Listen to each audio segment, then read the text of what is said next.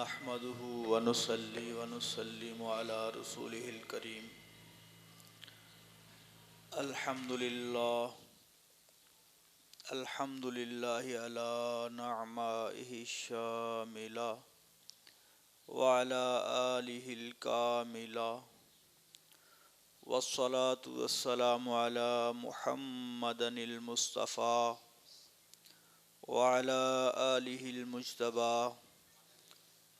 أما بعد فأعوذ بالله من الشيطان الرجيم. بسم الله الرحمن الرحيم. إن الله وملائكته يصلون على النبي يا أيها الذين آمنوا صلوا عليه وسلموا تسليما.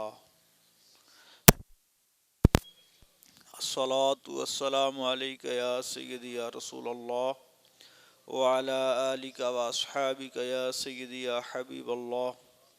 الصلاة والسلام عليك يا سيدي يا نبي الله وعلى آلك وأصحابك يا سيدي يا نور الله.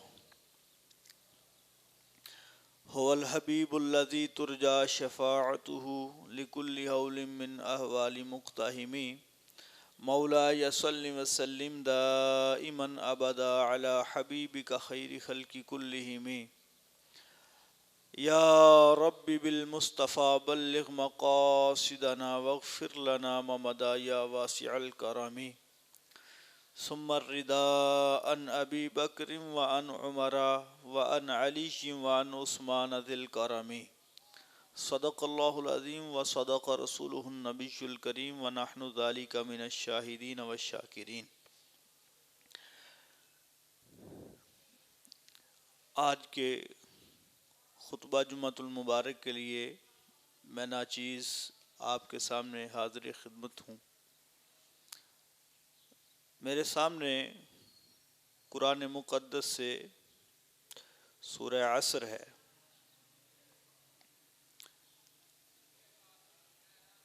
چونکہ شعبان المعظم کا ماہ مقدس ہے، یہ وہ مہینہ ہے کہ جس میں اللہ تعالیٰ کی بارگاہ میں دعا و استغفار کرنے کی بہت ضرورت ہے، گڑ گڑانے کی ضرورت ہے.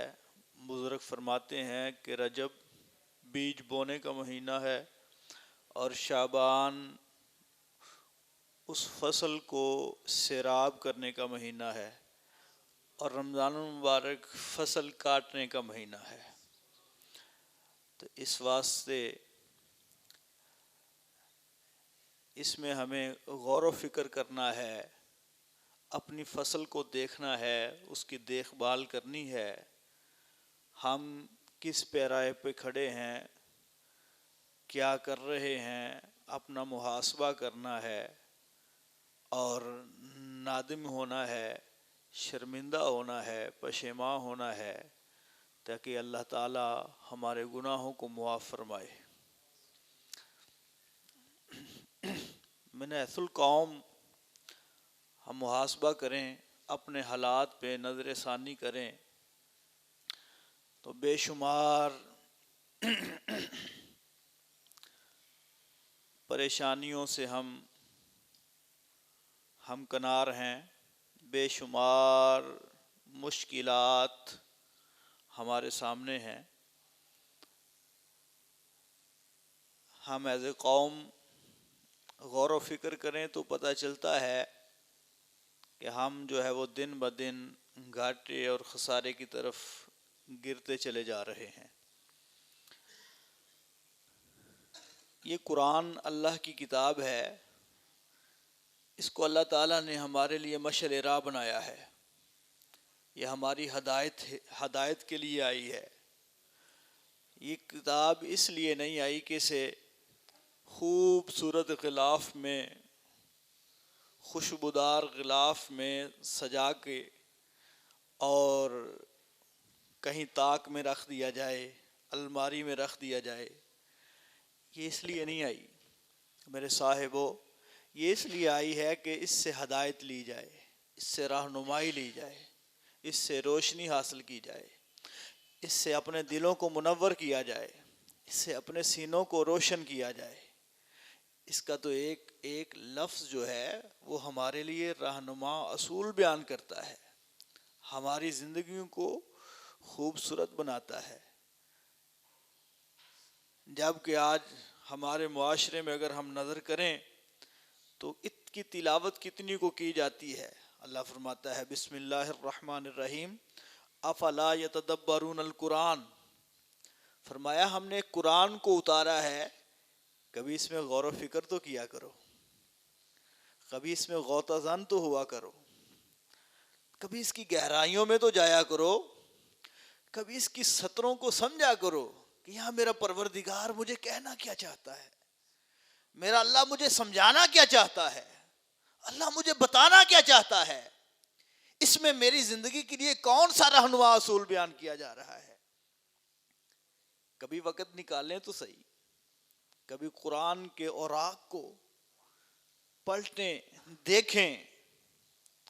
100 سے زیادہ تفاسیر ہیں قرآن پاک کی، ہمیں شاید ایک کا نام بھی نہ آتا ہو، ہم نے کبھی ایک تفسیر کو بھی نہ کھولا ہو. ہم صرف یہ کہتے ہیں یہ جی مولویوں نے پتہ نہیں کیا کر رکھا ہے. کبھی ہم نے قرآن پاک میں خود غوطہ زنی کی کوشش کی ہے؟ ہم نے کبھی قرآن پاک کو پڑھا ہے سمجھنے کے لیے کہ اس سے ہمیں سمجھ آئے، ہم سمجھیں قرآن کہتا کیا ہے؟ کوشش ہی نہیں کی. وہ بڑی خوبصورت بات قبلہ پیر صاحب بیان کرتے ہوتے ہیں. وہ مائی تھی نا، مائی تو 10 روپے کی محتاج اور چوک میں لوگوں سے سوال کرتی پھر رہی تھی. تو کوئی بندہ جاننے والا اس کے قریب آیا تو اس نے کہا ماں مینوں پتہ ہے تیرے بچے یورپ وچ نے تے تو 10 روپیاں دی محتاج ہوئی. اس آخیا پتر گھلدے ہی کچھ نہیں، دیندے ہی کچھ نہیں. وہ کوئی انہاں دے کاغذ جے آمدے نے تے میں انہاں دی نشانی سمجھ کے چوم کے تے رکھ دینی ہاں. اس آخیا چلو ماں جی مینوں وکھاؤ تے صحیح وہ کاغذ کی گھلدے نے. وہ جدوں مائی صاحبہ دے گھر وہ جھونپڑی چ یا جتھے بھی رہائش پذیر سی چلے گئے، وہ جا کے ویکھیا تو بینک ڈرافٹ کروڑاں روپے دی رقم، قیمتی رقم کروڑاں روپے. اس آخیا اماں تیرے کول تے بڑا پیسہ ہے. اس آخیا پتر مینوں کی پتا سی میں تے انہاں دی نشانی سمجھ کے تے چوم کے تے رکھ دیندی سا. مینوں کی پتا سی، مینوں کی. اب آپ بات کو سمجھ رہے ہیں. مجھے کیا پتا ہے؟ مجھے تو یہ پتا ہے یہ قرآن پاک اس کو چومنا بھی ثواب ہے، تو ہم تو اسے چوم کے رکھ دیتے ہیں. ہم تو ان کی نشانی سمجھ کے، اللہ کا کلام سمجھ کے اسے ہم چومتے ہیں اور چوم کے پھر اسے کسی طاق میں رکھ دیتے ہیں اور یہ کہتے ہیں بچوں کو بیٹا قرآن پاک کی طرف پاؤں نہیں پھیلانے. بالکل ٹھیک ہے. کبھی ہم یہ بھی کہیں بیٹا اتاریے قرآن پاک اور مل کے ہم تلاوت کرتے ہیں، آؤ ہم بیٹھتے ہیں، ہم قرآن کی تفسیر کو پڑھتے ہیں، ہم قرآن کی کلاس لیتے ہیں، ہم اس کے ترجمے کو پڑھتے ہیں. آج ہمیں لوگ فکر مند نظر آتے ہیں اپنے بچوں کے معاملات میں. بچوں کے لیے کوئی اچھا ٹیوٹر ہائر کیا جائے، اچھا استاد ہائر کیا جائے جو انہیں دنیاوی تعلیم دے، اور قرآن پاک فارمیلٹی کے طور پہ ہم کہتے ہیں یہ ہم قاری صاحب سے پڑھوا لیں گے. اس کے لیے کبھی ہم اتنا فکر مند نہیں ہوئے.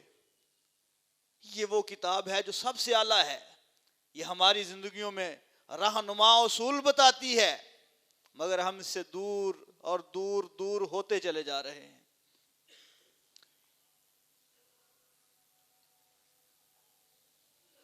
تو یہ ایک فکری باتیں ہیں جو میں نے آپ کے گوش گزار کی ہیں. دعا ہے کہ اللہ تعالی ہمیں ان پہ عمل کی توفیق عطا فرمائے، کیونکہ آج ہم عمل سے جتنا دور ہوتے چلے جا رہے ہیں مصیبتیں جو ہیں ہمارے پر پڑتی چلی جا رہی ہیں. آج ہم ایز اے ملک و قوم دیکھیں کتنے کو خوشحال ہیں، ہر بندہ پریشان ہے. کاروباری بندہ پریشان ہے، تاجر پریشان ہے، عام لوگ پریشان ہیں. کیا حالات ہو چکے ہیں جہاں پہ ہمیں اپنا ایک بنیادی حق اور ایک بنیادی ضرورت لائنوں میں کھڑے ہو کے لینی پڑے. جسے آٹا کہتے ہیں، گندم کا آٹا جو ہے، جس قوم میں ہمیں لائنوں میں لگ کر لینا پڑے. ہم غور کر سکتے ہیں کہ ہماری حالت کیا ہے. بحیثیت قوم ہم دیکھیں ہمارے ہاں جس قدر حالات خراب سے خراب ہوتے چلے جا رہے ہیں، اس میں ہمارا بھی قصور ہے. اللہ کبھی اس قوم کی حال نہیں بدلتا. یہ قرآن کا فیصلہ ہے جب تک انہیں اپنی حالت کو بدلنے کا خود شعور نہ آئے. اللہ کبھی اس قوم کی حالت نہیں بدلتا. سواد سے ہمیں فردن کوشش کرنی ہے. میرے سامنے قرآن مقدس سے سورہ عصر ہے. اللہ تعالیٰ فرماتا ہے والعصر، اور قسم ہے زمانہ کی. بولیے، من جاء بالحسنۃ فلہ عشر امثالھا. ایک لفظ کی تائید میں آپ لب کھولیں گے، اللہ تعالیٰ 10 نیکیاں عطا فرمائے گا. فرمایا کہ قسم ہے زمانہ کی. کس کی قسم ارشاد فرمائی؟ زمانے کی قسم. اب سوال یہ پیدا ہوا، زمانے ہی کی قسم کیوں بیان فرمائی؟ کسی اور چیز کی قسم بھی بیان فرمائی جا سکتی تھی. تو زمانے کی قسم اس لیے ارشاد فرمائی کہ زمانہ جو ہوتا ہے وہ تغیر و تبدل، احوال کے تغیر و تبدل کا مجموعہ ہوتا ہے. زمانے میں جو ہے وہ نشیب و فراز آتے رہتے ہیں. مختلف زمانے گزرے، حضرت آدم علیہ السلام سے لے کر جناب عیسیٰ علیہ السلام تک تمام زمانوں کو اگر دیکھیں تو تغیر و تبدل کا مجموعہ نظر آئے گا. اور یہ زمانہ جو ہے یہ ہمارے لیے عبرت کا سماں ہوتا ہے. اب اس میں کتنی عبرت والی باتیں ہیں جن کو ہم اگر دیکھیں تو دامنے وقت میں گنجائش نہیں. آپ صرف یہ دیکھ لیں کہ جناب لوط علیہ السلام کی قوم کو کیسے غرق کیا گیا اور کن وجوہات کی بنا پر غرق کیا گیا، کیوں ان کو تباہ و برباد کر دیا گیا. ہم اگر غور کرنا چاہیں تو اس پر بھی غور، وہ بھی تو ایک زمانہ تھا. جناب موسیٰ علیہ السلام کا بھی زمانہ تھا، جناب حضرت ابراہیم علیہ السلام کا بھی زمانہ تھا، جس زمانے میں مختلف نشیب و فراز گزرے.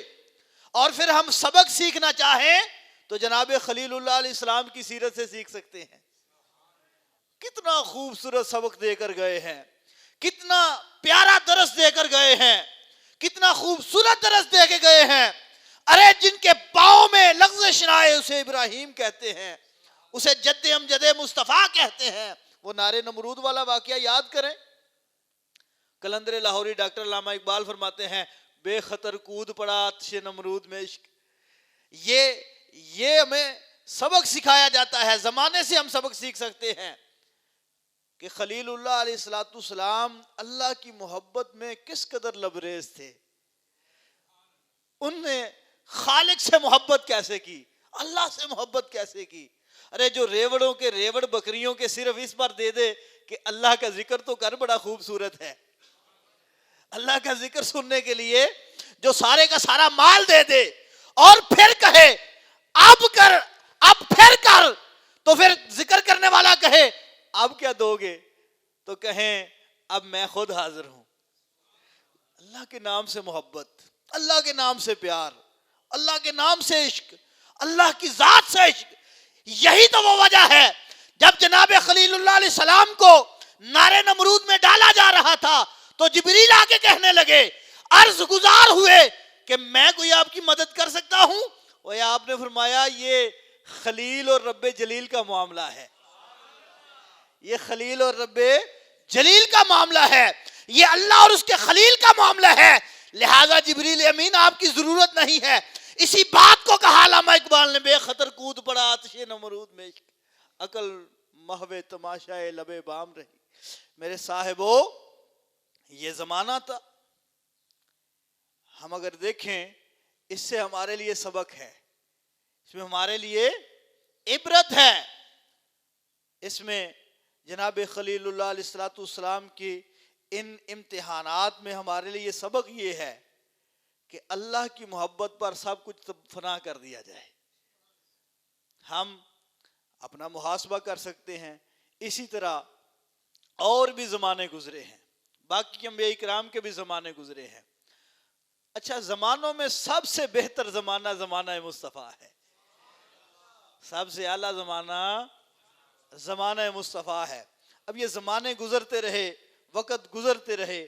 اس عصر سے مراد نماز عصر بھی ہے، وقت عصر بھی مراد لیا جا سکتا ہے، اور وقت عصر مراد لیا جا سکتا ہے، اور اس سے لے کر یہ سمجھا جا سکتا ہے جس طرح عصر پہ سورج غروب ہو رہا ہوتا ہے تو فرمایا اسی طرح جو ہے وہ خسارہ تمہارا جو ہے وہ بڑھ بڑھ کے آخر کار تم ایک دن ختم ہو جاؤ گے. سورج ڈوبنے کے قریب پہنچ گیا ہے. تو میرے صاحبو، وقت عصر بھی مراد لیا جا سکتا ہے، مگر اعلیٰ حضرت امام عشق محبت پروانہ شمع رسالت امام احمد رضا خان فاضل بریلوی رحمۃ اللہ تعالی علیہ نے ترجمہ کیا، بلکہ ترجمانی کی. فرمایا اللہ تعالیٰ فرماتا ہے والعصر، اور قسم ہے زمانہ کی. فرمایا زمانے تو اور بھی گزرے ہیں، جناب آدم کا زمانہ بھی گزرا ہے، جناب شیس کا زمانہ بھی گزرا ہے، جناب نوح کا زمانہ بھی گزرا ہے، جناب ادریس کا زمانہ بھی گزرا ہے، جناب یعقوب کا زمانہ بھی گزرا ہے، جناب یوسف کا زمانہ بھی گزرا ہے، جناب خلیل اللہ علیہ السلام کا زمانہ بھی گزرا ہے. سارے نبیوں کے زمانے گزرے ہیں، جناب عیسیٰ تک. فرمایا سارے زمانے ایک طرف، مگر اللہ فرماتا ہے والعصر، اور قسم ہے زمانہ مصطفیٰ کی، اور قسم ہے زمانہ مصطفیٰ کی. لا اقسم بہذا البلد. کہیں اللہ فرماتا ہے حضور اے میرے محبوب، اللہ تعالیٰ آپ کے مسکن کی قسم بیان فرماتا ہے. جہاں آپ کے قدم لگے ہیں اس شہر کی قسم ہے، جہاں آپ کے قدم لگے ہیں اس شہر کی قسم ہے، ان گلیوں کی قسم ہے. فرمایا سونا جتھے جتھے تواڈے قدم نازنی لگے ہیں ان شہروں ان گلیوں کی بھی قسم ہے. تو سب سے اعلیٰ زمانہ کون سا ہے؟ زمانہ مصطفیٰ صلی اللہ علیہ وآلہ وسلم. کہیں پہ اللہ تعالیٰ حضور کے شہر کی قسم بیان فرماتا ہے، کہیں پہ اللہ تعالیٰ حضور کے زمانے کی قسم بیان فرماتا ہے، کہیں پہ اللہ تعالیٰ مصطفیٰ کی عمر کی قسم بیان فرماتا ہے، کہیں پہ اللہ تعالیٰ سرکار کی باتیں فرماتا ہے. اب یہ ساری چیزیں اس لیے ہیں محبوب کریم صلی اللہ علیہ وسلم کی شان محبوبیت کو بیان کیا جائے، حضور نبی کریم علیہ السلام کی شان محبوبیت کا اظہار کیا جائے. پتہ چلے کائنات والوں کو کہ اللہ تعالیٰ اپنے محبوب کو کیسے چاہتا ہے، اپنے محبوب سے کیسے محبت کرتا ہے، اللہ تعالیٰ اپنے محبوب سے کیسے پیار فرماتا ہے. کبھی عمر کی قسم بیان فرماتا ہے، کبھی گلیوں کی قسم بیان فرماتا ہے، کبھی زمانے کی قسم بیان فرماتا ہے. کائنات والوں سمجھ جاؤ کہ مصطفیٰ کے در کے بغیر کچھ بھی نہیں ہے، حضور کے در کے بغیر کچھ بھی نہیں ہے. اس واسطے فرمایا قسم ہے زمانہ محبوب کی، قسم ہے زمانہ مصطفیٰ صلی اللہ علیہ وآلہ وسلم کی. مولا حکم فرمایا ان الانسان لفی خسر، انسان گھاٹے میں ہے، انسان گھاٹے میں ہے، انسان خسارے میں ہے. اب ہم نے چند منٹ میں دیکھنا ہے کہ یہ نقصان اور خسارہ کیا ہوتا ہے. میرے صاحبو، میرے سامنے قرآن مقدس سورہ بقرہ اور اس کی آیت نمبر 27 ہے. اللہ تعالیٰ ارشاد فرماتا ہے، وہ آیت مشہور آیت آپ نے بھی سنی ہوگی، وَلَنَبْلُوَنَّكُمْ بِشَيْءٍ مِّنَ الْخَوْفِ وَالْجُوعِ وَنَقْصٍ مِّنَ الْأَمْوَالِ وَالْأَنفُسِ وَالثَّمَرَاتِ. اس آیت میں اللہ تعالیٰ نے نقصان کو ڈیفائن کیا ہے، نقصان کو بیان کیا ہے. نقصان اور خسارہ یہ ایک ہی چیز ہے، مگر اس میں کچھ بنیادی فرق بیان کیا گیا ہے، لغوی نہیں. میں آپ کو ذرا سمجھانے کے لیے بیان کر دیتا ہوں. اس میں اللہ تعالیٰ نے فرمایا کہ نقص من الاموال، نقص کمی کر کے اموال میں، جانوں میں، ثمرات میں اللہ تعالیٰ آزماتا ہے اپنے بندوں کو. اللہ تعالیٰ آزماتا ہے اپنے بندوں کو کہ یہ میرا بندہ اب کس کیفیت میں ہے، اب مجھ پر کیسا اعتماد کرتا ہے، اب میں نے اس کو بہت زیادہ عطا کر دیا ہے، اب کیا کہتا ہے، اب میں نے اس کے مال میں کمی کر دی ہے، اب کیا کہتا ہے، اب میں نے اس سے پھل لے لیے ہیں، ثمرات میں کمی کر دی ہے، اب کیا کیفیت ہے، اب میں نے اس کی اولاد کے معاملات ہوئے تو اب کیا کہتا ہے۔ اللہ تعالیٰ اپنے بندوں کو آزماتا ہے، تو اس کو کہتے ہیں نقصان، نقص، کمی۔ یہ بات یاد رکھیں کہ کمی کو پورا کیا جا سکتا ہے، اس کو کہتے ہیں نقصان، جس کی کمی کو پورا کیا جا سکے اسے نقصان کہتے ہیں۔ اور خسارہ ناقابل تلافی نقصان کو کہتے ہیں، ناقابل تلافی نقصان کو کہتے ہیں، جس کی تلافی نہ ہو سکے اسے خسارہ کہتے ہیں۔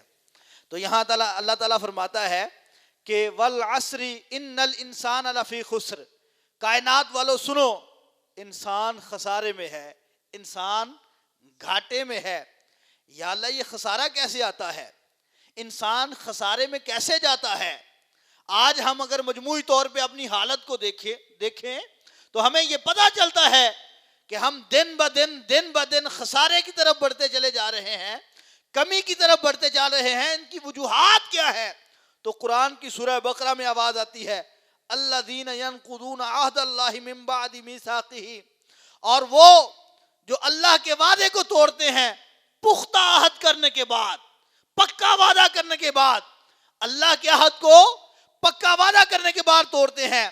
وَيَقْطَعُونَ مَا أَمَرَ اللَّهُ بِهِ، اور اس چیز کو توڑتے ہیں جس کا اللہ نے حکم دیا ہے، جس کا اللہ نے حکم دیا ہے۔ اور فرمایا ان یوصلوا ویفسدون فی الارض، اور زمین میں فساد ریزی کرتے ہیں، زمین میں خون ریزی کرتے ہیں، زمین میں فتنہ پھیلاتے ہیں، زمین میں فساد کرتے ہیں، زمین میں وہ کام کرتے ہیں کہ جس کام کے بارے میں فرشتوں نے کہا تھا اللہ تجھے پیدا کر رہا ہے، یہ تو خون ریزی کریں گے، فتنہ فساد ہوگا۔ تو اللہ نے فرمایا تھا میرے فرشتوں جو میں جانتا ہوں وہ تم نہیں جانتے، جو میں جانتا ہوں وہ تم نہیں جانتے۔ نگاہ قدرت میں مصطفیٰ جان رحمت کا آنا بھی تھا، نگاہ قدرت میں تمام انبیاء کا آنا بھی تھا، نگاہ قدرت میں تمام اولیاء کا آنا بھی تھا، نگاہ قدرت میں جناب غوث اعظم کا آنا تھا، نگاہ قدرت میں معین الدین چشتی کا آنا بھی تھا، نگاہ قدرت میں علی حجویر کا آنا بھی تھا، جنہوں نے فساد ریزی کو ختم کر کے، خون ریزی کو ختم کر کے، فتنے کو جڑ سے ختم کر کے اللہ کی توحید کا پرچار کیا، اور اللہ تعالیٰ کی بارگاہ میں بندوں کو لے کے آئے، اللہ کے حضور جھکے، اللہ کے حضور بندوں کو جھکایا۔ یہ تو نگاہ قدرت میں ساری چیزیں تھیں۔ تو اس لیے اللہ نے فرمایا جو میں جانتا ہوں وہ تم نہیں جانتے۔ یہ بات ٹھیک ہے کہ فرشتے قرب الہی میں تھے، فرشتے ان باتوں کو سمجھتے تھے، مگر اللہ فرماتا ہے اگر یہ بات ہے تو مگر یہ بات بھی تو ہے نا، اس سے بڑھ کر یہ بات ہے کہ یہاں اس امت میں بڑے بڑے نیک لوگ بھی تو آئیں گے، بڑے بڑے اولیاء بھی تو آئیں گے نا۔ آج ایک فتنہ، اسے فتنہ ہی کہا جا سکتا ہے، جو میڈیا کی، سوشل میڈیا کی دنیا میں آ کے اللہ کے ولیوں کے خلاف زبان درازی کر رہا ہے، اللہ کے ولیوں کی کرامات کا انکار کر رہا ہے، مختلف طریقوں کے ساتھ واردات کر رہا ہے۔ میرے صاحبوں، ہمیں کسی فیس بک پہ جانے کی ضرورت نہیں ہے، ہمارے لیے یہ قرآن کافی ہے، ہمارے لیے مصطفیٰ کا فرمان کافی ہے، ہمارے لیے احادیث کافی ہے، ہمارے لیے بزرگان دین کا طریقہ موجود ہے۔ ہم جانتے ہیں کہ معین الدین چشتی نے کیسے 90 لاکھ کو کلمہ پڑھایا، ہم جانتے ہیں علی حجویر نے، داتا علی حجویر نے یہاں لاہور کی سرزمین میں یہاں دین اسلام کو کیسے زندہ کیا۔ تم جو دعوت توحید لیے پھرتے ہو، جو تم باتیں کر رہے ہو سوشل میڈیا پہ، شاید کہ تمہاری باتوں سے کسی کو کوئی اثر بھی نہ ہوا ہو۔ داتا علی حجویری اس ذات کو کہتے ہیں کہ جن کے وجود کی برکت سے، ارے جن کو دیکھ کر لوگ کلمہ پڑھ لیا کرتے تھے، جن کو دیکھ کر لوگ اسلام میں آ جایا کرتے تھے۔ اور آج بھی آپ دیکھ لیں کس طرح حضرت علامہ اقبال فرماتے ہیں کہ داتا علی حجویری وہ ہستی ہیں کہ جن کے وجود مسعود کی برکت ہے کہ اللہ تعالیٰ نے اس سرزمین کو زندہ کر دیا ہے، اس سرزمین کو زندہ کر دیا ہے. زندگیاں ملتی ہیں اللہ کے ولیوں کی بارگاہوں سے. اور تم قوم کو کس طرف لگا رہے ہو؟ کہتے ہو یہ کرامات، یہ اللہ کے ولیوں کی باتیں، یہ سارے کا سارا یہ ڈونک ہے. یہ اللہ کے ولیوں نے دین اسلام کی خدمت کی ہے. اللہ کے ولیوں نے نبی کریم صلی اللہ علیہ وسلم کے پیغام کو پھیلایا ہے، لوگوں تک پہنچایا ہے، پریکٹیکلی نمونہ پیش کیا ہے. صرف کرامات نہیں ہے ولیوں کی، ولیوں کا کردار، ولیوں کی سیرت ہم نہ پڑھیں تو وہ ہماری مرضی ہے. ہم لوگوں کے جال میں اس لیے آتے ہیں کہ ہمارا مطالعہ نہیں ہے، ہم پڑھتے نہیں، ہم کتابوں سے دور ہیں. ہم سمجھتے ہیں شاید داتا علی اجویری کی کرامتیں ہی ہیں بس. ان کا پریکٹیکلی طریقہ، وہ ہمارے استاد بتایا کرتے تھے کہ وہ کوئی بندہ آ گیا داتا علی اجویری کی بارگاہ میں، 3 دن رہا. 3 دن رہنے کے بعد جانے لگا نا تو آپ نے فرمایا بیلیا کدھر آیا سن کدھر جا رہے ہیں؟ عرض کی تھی حضور میں تہاڈا نام بڑا سنیا سی کہ اللہ دے ولی ہو، اللہ دی نیک بندے ہو، نیک ہستی ہو، تو میں آخیا چلنا وا جا کے کوئی کرامت وینا، میں داتا صاحب دی کوئی کرامت وینا.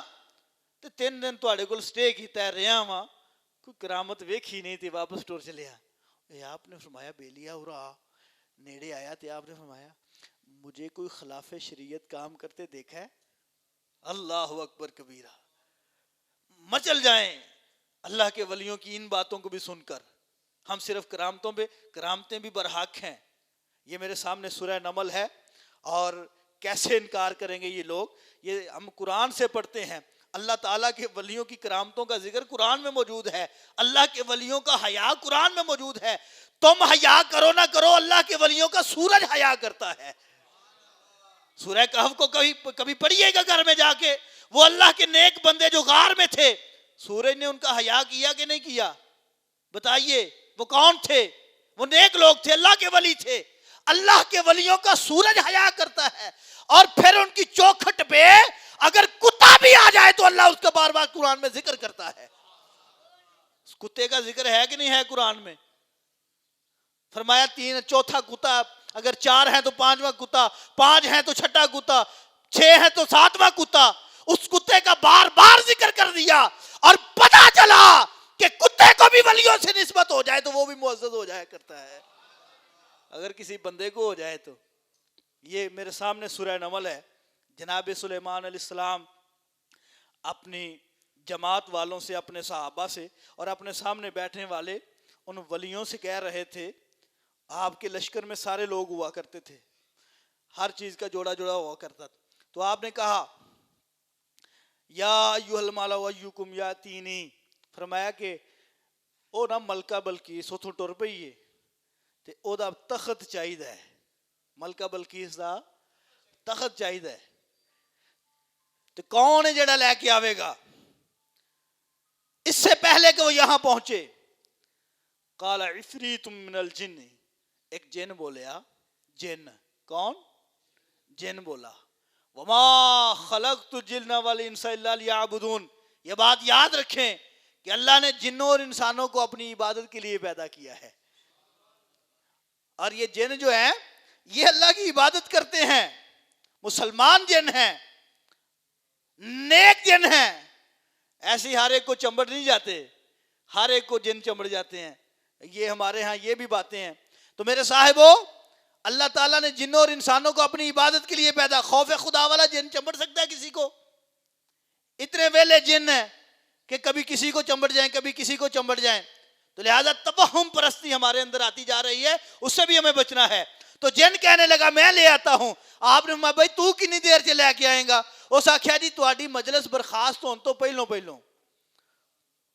آپ نے فرمایا مجھے اس سے بھی جلدی چاہیے، مجھے اس سے بھی جلدی چاہیے. فرمایا مجھے اس سے جلدی چاہیے. قال الذی عنده علم من الکتاب انا آتیک به قبل ان یرتد الیک طرفک. اب جن نہیں بولا، کوئی فرشتہ نہیں بولا، کوئی اور نہیں بولا، بلکہ اللہ کے ایک ولی بولا. گج کے ذرا سبحان اللہ کہیں. جو میں بات کر رہا ہوں وہ سمجھ رہے ہیں بات؟ جس کا ہم رد کر رہے ہیں اس کو سمجھ رہے ہیں آپ؟ میں اس کا نام بھی نہیں لے رہا.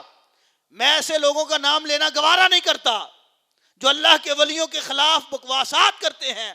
میرے صاحبوں، جن نہیں بلکہ جناب آصف بن برقیہ بولے، اللہ کے ولی بولے. اور یہ ولی کون ہے؟ جناب حضرت سلیمان علیہ السلام کی امت کے ولی ہیں. کیا کہتے ہیں؟ اللہ فرماتا ہے قال الذی عندہ، اس نے عرض کی جس کے پاس کتاب کا علم تھا، جس کے پاس کتاب کا علم تھا، جس کے پاس کتاب میں سے علم ہو وہ بھی بولتا ہے. اور بول کے کہتا ہے، وہ کہتا ہے میں لے آتا ہوں، میں لے آتا ہوں. اور آپ نے فرمایا تو کب تک لے کے آئے گا؟ کہا کہ بس آپ پلک جھپکیے، آپ پلک بعد میں جھپکیں گے تخت پہلے آ جائے گا. بلقیس کا تخت پہلے آ جائے گا، وہ جو ہزارہ میل دور تھا، اور پھر جو تالوں میں تھا، پھر اندر تھا، تالوں میں جکڑا ہوا تھا. کہا وہ تخت پلک جھپکنے سے پہلے آ جائے گا. اب آپ ایمانداری سے بتائیں تخت آیا تھا کہ نہیں آیا تھا؟ کون لے کے آیا تھا؟ اللہ کا ولی. اللہ کا ولی لے آیا. اب اس مرزے صاحب کو بندہ یہ بتائے کہ اس پہ کیا کمنٹ کرو گے، اس پہ کیا بات کرو گے؟ یہ کرامت نہیں ہے. اور کرامت کس کو کہتے ہیں؟ اور پھر اللہ کے نبی ولی سے کرامت کو طلب کر رہے ہیں، ولی کرامت دکھا رہے ہیں تاکہ آنے والے لوگوں کو پتا چل جائے مقام اولیاء یہ ہوا کرتا ہے. ولیوں کے مقام کی لوگوں کو سمجھ آ جائے. لا تو نبی سکتے تھے، بدرجہ آتم لا سکتے تھے. ارے جو ہواؤں میں پرواز کریں، وہ بغیر پٹرول ہیلی کاپٹر جسے ملا ہو اسے سلیمان علیہ السلام کہتے ہیں. اور جو بغیر کسی کے وہ ہواؤں میں پرواز کریں، وہ جناب سلیمان تخت نہیں لا سکتے تھے؟ لا سکتے تھے، مگر یہاں پر ولی کی شان کو بیان کرنا مقصود تھا. اور وہ ولی جناب آصف بن برقیہ رحمت اللہ تعالی علیہ، وہ اسم اعظم کیا کرتے تھے، اسم اعظم کے کاربند تھے، عامل تھے. تو تفاسیر میں لکھا ہے کہ انہوں نے بس اس طرح اللہ پورے زور سے جو ہے وہ ضرب لگائی تو تخت سامنے آ گیا. تو یہ اللہ کے ولیوں کی کرامات ہیں جن کا ذکر نص قطعی میں موجود ہے. یہ نص قطعی ہے، قرآن ہے، قرآن کی سورہ نمل ہے. یہ جا کے گھروں میں پڑھیے گا. لہذا میرے دوستوں، میرے صاحبوں، میرے بزرگوں، میرے نوجوانوں، ہمیں کسی کی چرب زبانی میں آنے کی ضرورت نہیں ہے. ہم نے یہ دیکھنا ہے کہ یہ بندہ مؤدب ہے یا نہیں ہے، اللہ تعالیٰ کے ولیوں کا ادب کرتا ہے یا نہیں کرتا، جو اسلام کے محسن ہیں ان کے بارے میں کیا کہتا ہے، جن کی وجہ سے اسلام کا پرچار ہوا ہے، جن کی وجہ سے جنہوں نے اسلام کی تبلیغ کی ہے، ان کے بارے میں کیا کہتا ہے. تو میرے صاحبوں، یہ بات ہمیں سمجھ آ جانی چاہیے. اللہ تعالیٰ کے نیک بندے، برگزیدہ بندے جو ہیں، ان سے کرامات کا ظہور ہوتا ہے. تو میں بات کر رہا تھا داتا علی اجویری رحمت اللہ تعالی علیہ کی. تو آپ نے فرمایا بھائی گالے وے بیلی 3 دن تو میرے کو رہا میں مجھے کوئی خلاف شرع کام کرتے دیکھا؟ اس نے کہا نہیں. تو آپ نے فرمایا اس سے بڑھ کر اور کرامت کیا ہوتی ہے؟ الاستقامت فوق الکرامت، جو دین کے بتائے ہوئے طریقوں پہ، سنت مصطفیٰ پہ عمل پیرا ہو جائے، اس سے بڑھ کر اور کرامت کیا ہوگی؟ آج کے گئے گزرے دور میں کوئی بندہ باشرہ ہو جائے، کوئی بندہ لباس سنت کے مطابق پہنا شروع کر جائے، کوئی اچھے اخلاق سے منبع ہو جائے، کوئی بندہ جو ہے وہ اپنے آپ کو پاکیزہ کر لے، لوگ تو باتیں کریں گے. اب لوگوں کی باتیں سنتے ہوئے بھی وہ شریعت اسلامیہ کے اصولوں پر کاربند رہے، سنت مصطفیٰ جو ہے وہ اپنے اوپر نافذ کر لے، اپنی زندگی کو حضور کے طریقے کے مطابق گزارے. اب اس سے بڑھ کر اور کرامت کیا ہوگی؟ اس سے بڑھ کے اور کرامت کیا چاہیے؟ اور کرامت کس کو کہتے ہیں؟ تو استقامت جو ہے وہ کرامت سے بڑھ کر ہوتی ہے. استقامت یہ ہے کہ نبی کریم صلی اللہ علیہ وسلم، وہ اللہ تعالیٰ فرماتا ہے نا لَقَدْ كَانَ لَكُمْ فِي رَسُولِ اللَّهِ أُسْوَةٌ حَسَنَةٌ، تمہارے لیے میرے محبوب کا اسوہ بہترین نمونہ ہے. آج اگر ہم نے اسوہ حسنہ کو اپنایا ہوتا، حضور کی سیرت کو دیکھا ہوتا، ریاست مدینہ کی ہم بات کرتے ہیں، اگر ان قوانین کو، ان اصولوں کو ہم نے امپلیمنٹ کیا ہوتا، اپنے اوپر اپلائی کیا ہوتا، تو آج ہم خسارے کی طرف نہ جا رہے ہوتے، بلکہ آج لوگ ہماری مثال دیتے. لوگ کہتے ہیں قوم دیکھنی ہے تو اس قوم کو دیکھیے جو اپنے پیغمبر، اپنے نبی، اپنے محبوب کریم صلی اللہ علیہ وسلم کے بتائے ہوئے طریقوں کے مطابق زندگی گزارتے ہیں. اب حضور رحمت للعالمین ہیں، حضور کس قدر مہربان ہیں. میرے صاحبو، آپ سب جانتے ہیں حضور کی مہربانیاں ہی تو ہیں آج ہم غرق نہیں ہو رہے، آج ہم بے مجموعی طور پہ عذاب نہیں آ رہا، آج ہماری شکلیں نہیں بدل رہی. یہ حضور کی مہربانیاں ہیں، یہ میرے مصطفیٰ کے کرم نوازیاں ہیں. ہم تو اس پر سجدہ شکر کریں تو وہ کم ہے. میرے صاحبو، جس قدر ہمارے ہاں گناہ عام ہیں، جس قدر ہمارے ہاں نافرمانی عام ہیں، ایسے ایک گناہ پر قوموں کو سزائیں دی جاتی تھیں. آج تمہارے چہرے نہیں بگڑتے، آج تمہارے حالات ویسے نہیں ہوتے. یہ حضور کا کرم ہے، یہ میرے آقا کی مہربانیاں ہیں، یہ آقا کریم صلی اللہ علیہ وسلم کی غریب نوازیاں ہیں. ہم غریبوں پہ جو حضور مہربانی فرماتے ہیں، یہ اللہ کا وعدہ ہے. محبوب، جب تک آپ موجود ہیں اللہ اس قوم کو عذاب میں مبتلا نہیں کرے گا مجموعی طور پہ. تو یہ حضور کی کرم نوازیاں ہیں. اب بات کرنے سے، صرف بات کرنے سے قومیں نہیں بنتی، بلکہ پریکٹیکلی طور پہ عمل کرنے سے قومیں بنتی ہیں. ریاست مدینہ، اس کے کوئی اصول تھے، اس میں حضور نے، جہاں میں بتا رہا تھا حضور کی مہربانیاں ہیں، حضور کرم فرماتے ہیں، اپنے غلاموں کے ساتھ پیار کرتے ہیں. وہاں قوانین کے حوالے سے، تعزیرات کے حوالے سے حضور فرماتے ہیں کہ اگر میری بیٹی بھی، جن کے لیے حضور کھڑے ہوتے ہیں، جن کا محبتاً حضور استقبال کرتے ہیں، وہ فاطمہ الزہرا سلام حضور کو کتنی پیاری ہیں، کتنی محبوب ہیں، حضور کی کتنی دل کے قریب ہیں، جگر کا ٹکڑا ہے. الفاطمہ بضعۃ منی، حضور فرماتے ہیں فاطمہ میرے جگر کا ٹکڑا ہے. جس نے فاطمہ کو رنجیدہ کیا، اس نے فاطمہ کو نہیں، میں مصطفیٰ کو رنجیدہ کیا. یہ حدیث موجود ہے. اس کے باوجود حضور فرماتے ہیں اگر میری بیٹی فاطمہ بھی چوری کرے تو اس کا ہاتھ کاٹ دیا جائے گا. قومیں ایسے بنتی ہیں، وہاں قانون ہوتا ہے، وہاں کوئی قانون ہوتا ہے جو ہر ایک پہ لاگو ہوتا ہے، جس میں غریب امیر کا فرق نہیں ہوتا. آج ہمارے ہاں کیا ہے، غریب کے لیے اور قانون ہے، امیر کے لیے اور قانون ہے.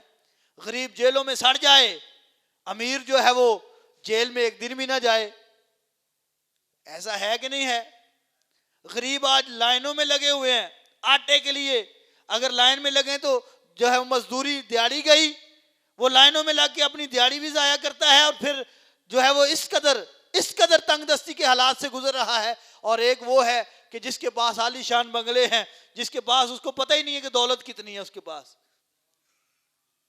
کیا ریاست مدینہ میں ایسا تھا؟ وہاں تو مواخات ہوئے. نبی کریم صلی اللہ علیہ وسلم نے جو ہے وہ بائی بائی بنا دیا، زمینیں تقسیم ہو گئیں. ایسا درس دیا میرے مصطفیٰ نے، حضور نے ایسی اصلاح فرمائی، لوگوں کے ایسے ذہن بدلے کہ اپنی زمینوں کو بانٹ دیا. جو اپنے بھائی ہجرت کر کے آئے تھے، انصار نے ان کے لیے دل کھول دیے. یہ ہے ریاست مدینہ، یہ ہے مصطفیٰ کا کلچر، رسول کریم صلی اللہ علیہ وسلم کی سیرت طیبہ، صحابہ کرام کا کردار. وقت کے امیر المومنین ہیں، اور 22 لاکھ مربع میل پہ جو ہے وہ سلطنت ہے، حکومت ہے جناب عمر بن خطاب رضی اللہ تعالیٰ عنہ. حالات یہ ہیں کہ مسجد کے لیے گارہ خود بنا رہے ہیں. مسجد کے لیے خوف خدا یہ ہے کہ عید کے دن ایک کمرے میں اپنے آپ کو بند کر کے زاروں کی تار روتے ہیں، اور اس قدر روتے ہیں کہ داڑھی مبارک آنسوؤں سے تر ہو جاتی ہے. دروازہ بار بار کھٹکانے کے باوجود بھی نہیں کھلتا، ہچکیاں لے لے کے رو رہے ہوتے ہیں. جب دروازے کو کھولا جاتا ہے، اندر جایا جاتا ہے، حضرت کو دیکھا جاتا ہے، رو رو کے آنسوؤں سے داڑھی تر ہو گئی ہے. کہا حضور آپ کو کس چیز نے رلا دیا؟ آج تو عید کا دن ہے، آج تو خوشی کا دن ہے، آج تو شادمانی کا دن ہے، آج تو جو ہے وہ لوگوں کو مبارکبادیں دینے کا دن ہے۔ اور آپ نے فرمایا خوشی تو اس کے لیے ہے، عید تو اس کے لیے ہے جس کو یہ بشارت مل جائے کہ تجھے اللہ دنیا اور آخرت میں آزاد کرتا ہے، تیرے لیے دنیا اور آخرت میں کوئی غم نہیں۔ عید کو اس کے لیے ہے جسے قبر و حشر کا کوئی خوف نہ ہو۔ فرمایا عمر کو اس بات کا خوف رلاتا ہے کہ عمر نے آگے جا کے جواب دے ہونا ہے۔ جناب عمر بن خطاب ہی تھے نا جنہوں نے کہا تھا فرات کے کنارے پہ اگر کتا بھی مر جائے بھوکا اور پیاسا، اس کا سوال کس سے ہوگا؟ جناب حضرت عمر سے۔ یہ ہے ریاست مدینہ۔ اسی طرح آپ خلفائے راشدین کے ادوار کو دیکھ لیں۔ میرے کریم آقا صلی اللہ علیہ وآلہ وسلم نے جن کی تربیت کی ان کا کردار کیسا تھا، اور آج ہم جو ہے وہ صرف باتیں کرتے ہیں، پریکٹیکلی طور پہ ہم جو ہے وہ ان چیزوں کو اپنے وجود پر نافذ نہیں کرتے،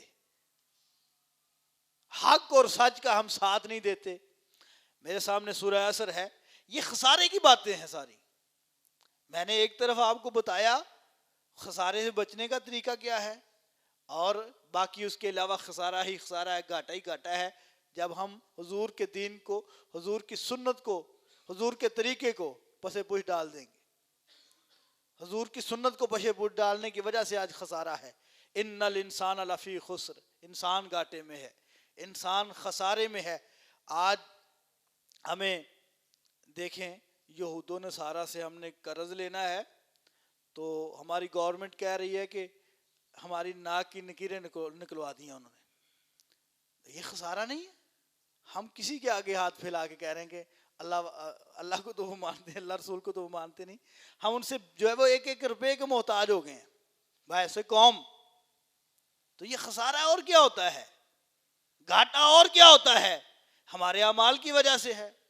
ہمارے اعمال اگر اچھے ہو جائیں، یہ میرے سامنے جو قرآن سورہ بقرہ ہے اس میں اللہ تعالیٰ نے یہی تو فرمایا ہے، ہم اگر جو ہے وہ ہر معاملے میں ہر پہلو میں نظر ثانی کریں، ہم اپنے کردار کو دیکھیں، ہم گھاٹے کی طرف جا رہے ہیں، اللہ تعالیٰ کے ہم وعدوں کو توڑ رہے ہیں، جو اللہ تعالیٰ نے ہم سے عہد لیے ہیں ان کو توڑ رہے ہیں، یہ خسارہ ہے۔ یقطعون ما امر اللہ، ہم اس چیز کو توڑ رہے ہیں جس کا اللہ نے ہمیں حکم دیا ہے۔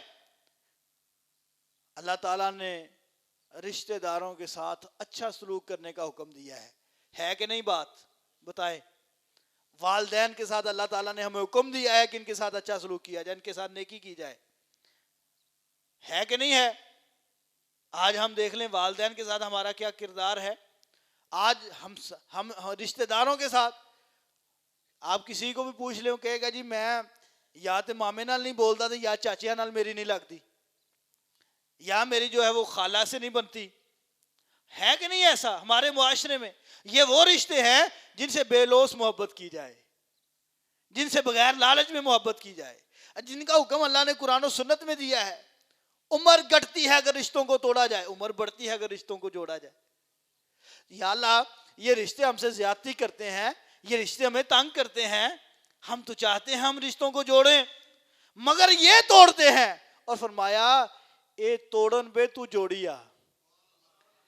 تمہیں نہیں اللہ نے کہا کہ تم بھی توڑ دو، اگر یہ توڑے تو تم بھی توڑ دو، نہیں، تم اصلاح کا پہلو رکھو اپنے اندر کہ یہ صحیح ہو جائیں، ان سے اچھا کردار، ان کے ساتھ اچھی گفتار سے پیش آؤ، حسن سلوک سے پیش آؤ۔ جب ہم ان بندروں میں بن جائیں گے، حسن اخلاق کے پیکر بن جائیں گے۔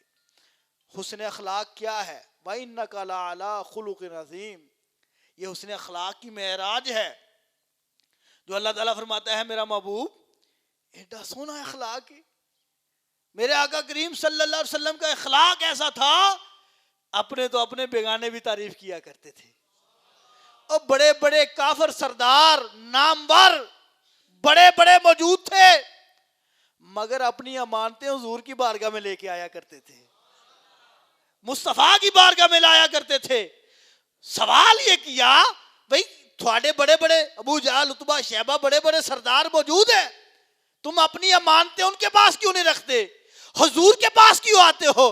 انہوں نے آخیا بڑے بڑے سردار تے ہیں، بڑی بڑی گل والے تے ہیں، پر جو مصطفیٰ نے وہ کوئی نہیں.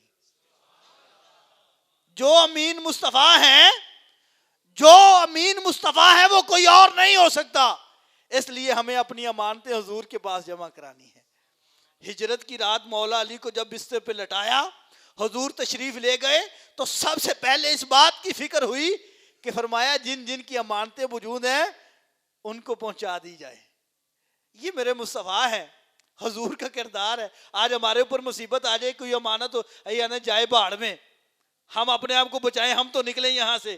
ارے میرے مصطفیٰ کا کردار کیا ہے، حسن اخلاق کیا ہے. حضور سب سے پہلے کہتے ہیں علی یہ جن جن کی امانتیں ہیں ان کو لوٹا کر آنا. خطرناک بستر ہے.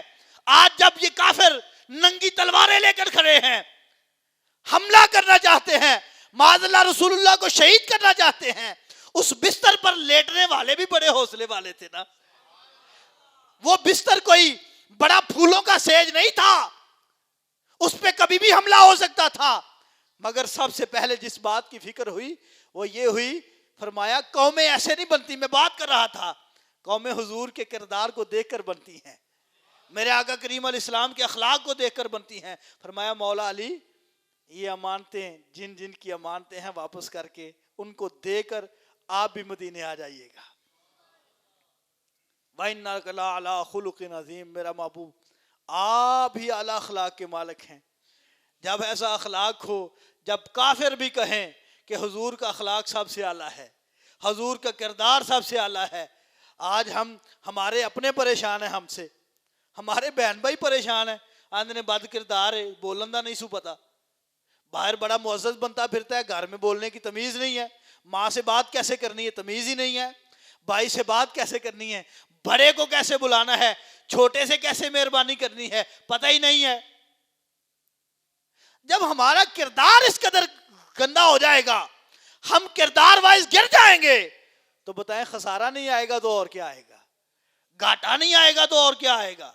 یہی تو نقصان ہے، یہی تو خسارہ ہے. آج بندے کہتے ہیں جھوٹ کے بغیر جھوٹ نہ بولیں تو کام ہی نہیں چلتا. ایسا ہے کہ نہیں؟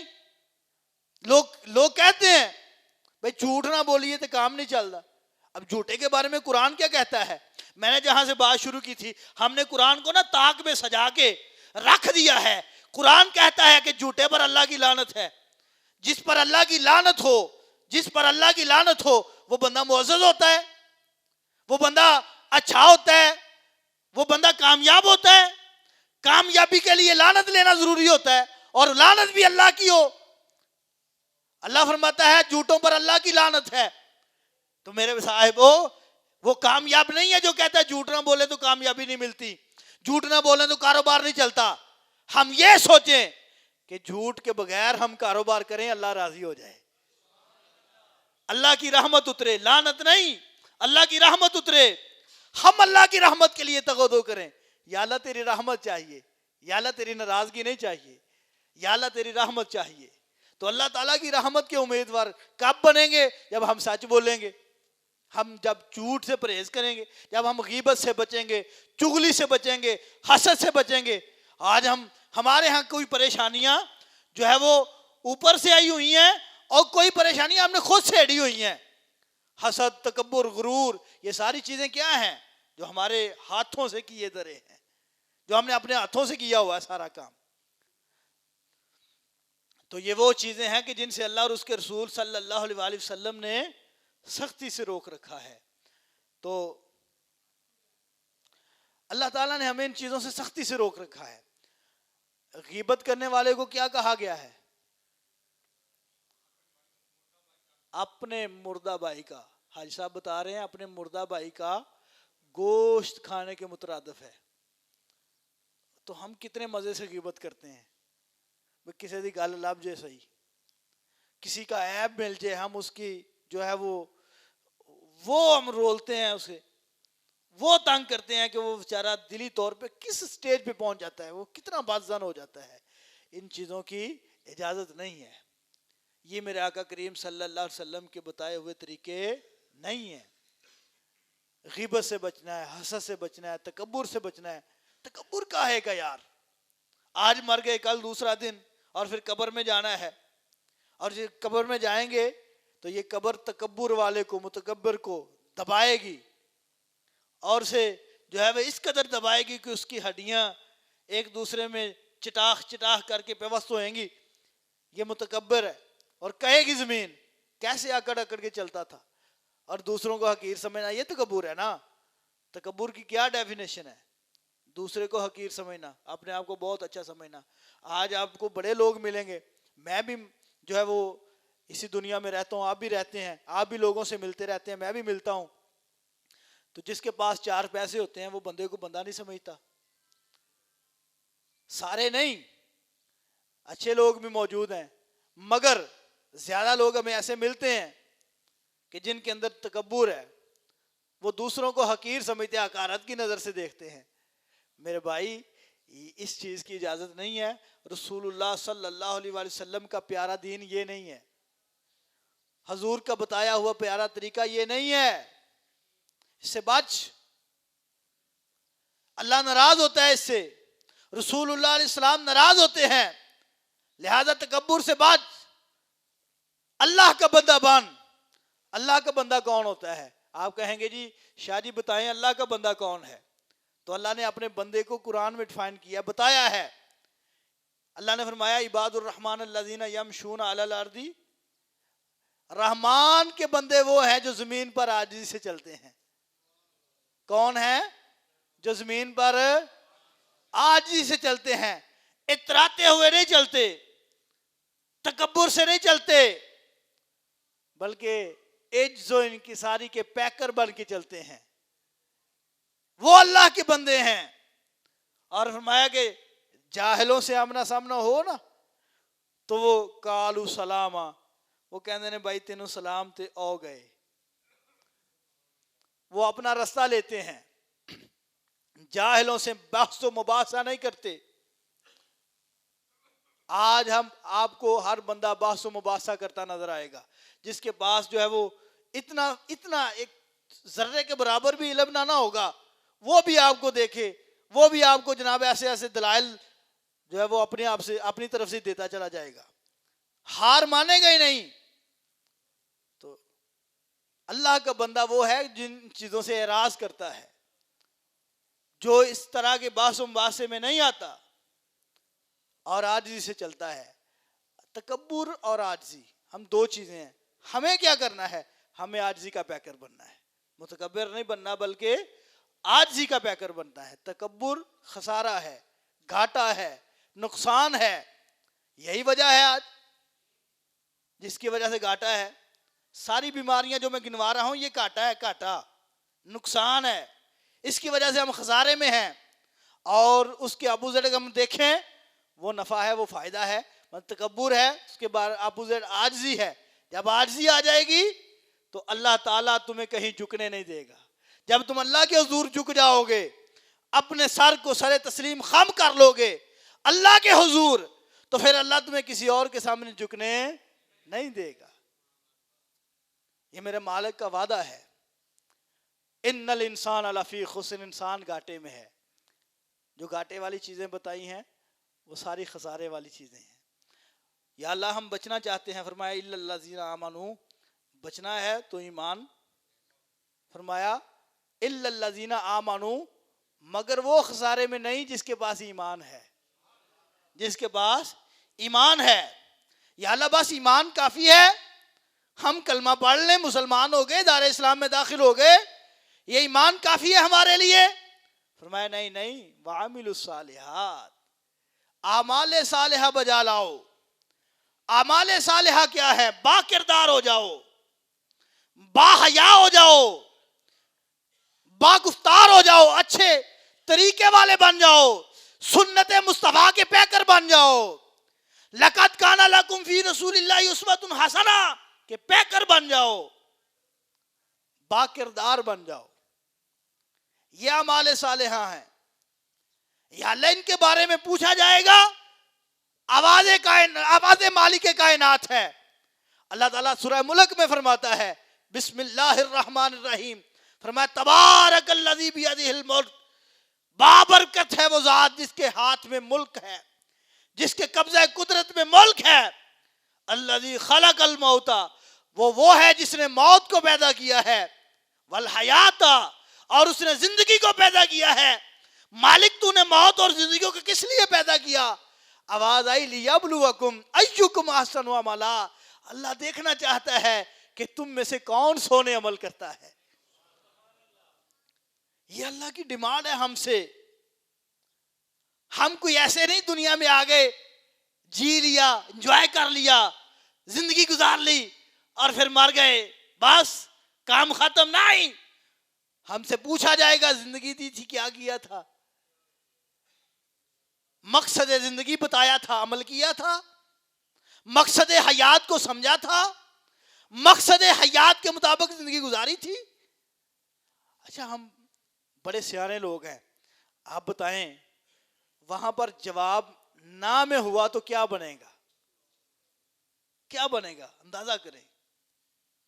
ہم آج ایزی لیتے ہیں نا باتوں کو، کہتے ہیں جب قبر میں جائیں گے پتہ چل جائے گا۔ بعض لوگ کہتے ہیں اور جو ویکھاں گے جدوں 4 دن دی چاندنی پھرن دے جدوں جاواں گے پتہ لگ جائے گا۔ اے چاندنی نو تے انجوائے کریے نا۔ آپ ایمانداری سے بتائیں، میدان محشر میں ساری کائنات کے سامنے کھڑا کر کے پوچھا گیا زندگی کس کام میں گزاری، کیا جواب دیں گے؟ مقصد حیات بتایا تھا، کیا اس کے مطابق زندگی گزاری؟ نہ میں جواب ہوا تو کیا بنے گا؟ کیا بنے گا؟ لہذا با کردار ہونے میں دنیا میں بھی فائدہ ہے اور آخرت میں بھی فائدہ ہے۔ اعمال صالحہ یہ ہیں۔ اللہ تعالیٰ فرماتا ہے خلق الموت والحیات، موت اور زندگی کا مقصد یہ ہے، ہم دیکھنا چاہتے ہیں کہ تم میں سے کون بہتر عمل کرتا ہے، کون پاکیزہ زندگی گزارتا ہے، کون سنت مطہرہ نبی کریم علیہ السلام کی سنت کا پابند ہوتا ہے، حضور کے دین متین کے مطابق زندگی گزارتا ہے۔ دعا ہے کہ اللہ تعالی ہم سب کو قرآن اور سنت کے مطابق اپنی زندگیوں میں انقلاب لانے کی توفیق عطا فرمائے، اپنے آپ کو چینج کرنے کی توفیق عطا فرمائے۔ اللہ، جو میں نے بیان کیا، جو میرے واعظ میں کوئی کمی بیشی ہو گئی ہو، میں اللہ کی بارگاہ میں دعا کرتا ہوں اللہ تعالیٰ مجھے معاف فرمائے، اور جو پیغام اور جو میسج ڈیلیور ہوا اللہ تعالیٰ اس پہ ہمیں عمل کرنے کی توفیق عطا فرمائے۔ آمین بجاہ نبی امین صلی اللہ علیہ وآلہ وسلم۔